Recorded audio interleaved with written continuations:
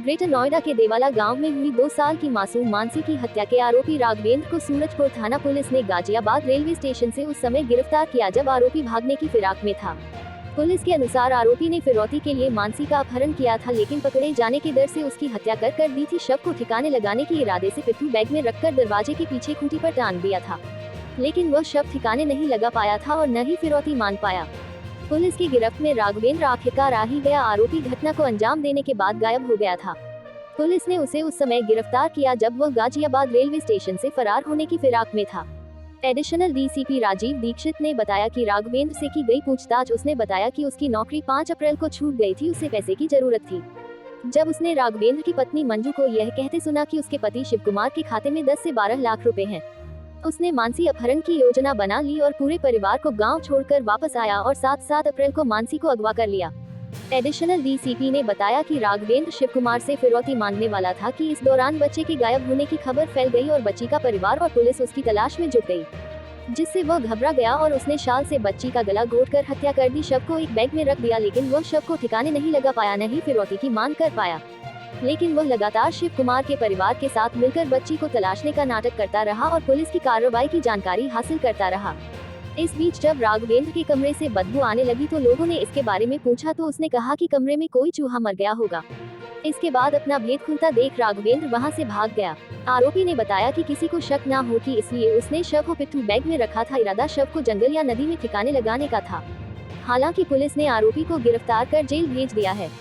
देखिए 7 तारीख को ये जो सूरजपुर क्षेत्र के अंतर्गत देवला गांव है, वहाँ पर एक किराए के मकान में दोनों परिवार जो वादी इस मुकदमे के हैं श्री शिव कुमार, इन्होंने 7 तारीख को देर रात आकर के सूचना दिया कि इनकी बेटी जो है वो घर से गायब है। 2 साल की बच्ची थी इनकी, उसको ढूंढने का वो अपने स्तर से प्रयास करते रहे। जैसे ही सूचना आई पुलिस ने पूरा मुकदमा पंजीकृत किया। उसके बाद 3 टीमें लगी इसकी तलाश के लिए। हम लोग तलाश में लगे ही थे। 9 तारीख को उसी मकान में जो दूसरा एक किराएदार राघवेंद्र राघव रहता है, जो मूल निवासी उसका बलिया का है, ये इसके कमरे से दुर्गंध आने लगी। जब दुर्गंध आई पुलिस को सूचना हुई, पुलिस टीम पहुंची, फॉरेंसिक टीम पहुंची। तो कमरे में जब तलाशी ली गई तो एक पिट्ठू बैग में इस बच्ची की लाश बरामद। पोस्टमार्टम पंचायतनामा की सारी कार्रवाई संपन्न हुई। उसमें जो मृत्यु का कारण आया वो स्ट्रैंगुलेशन है, गले को दबा करके हत्या की गई।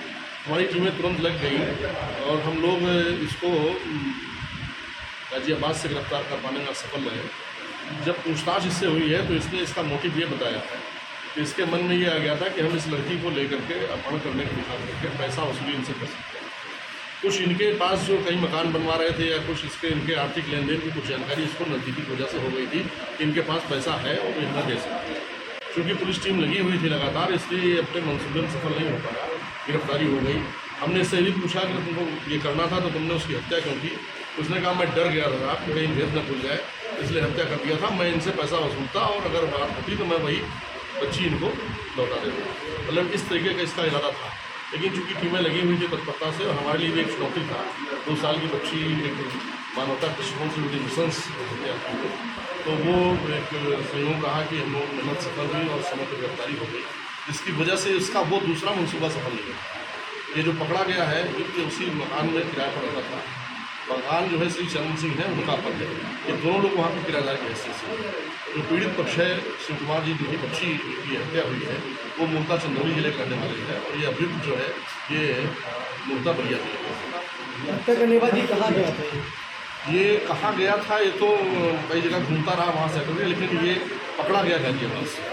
हम लोगों को लग रहा था कि हो सकता है वो अपने मूल स्थान की तरफ जाए या कहीं जाए, वहाँ भी टीम रवाना की गई थी।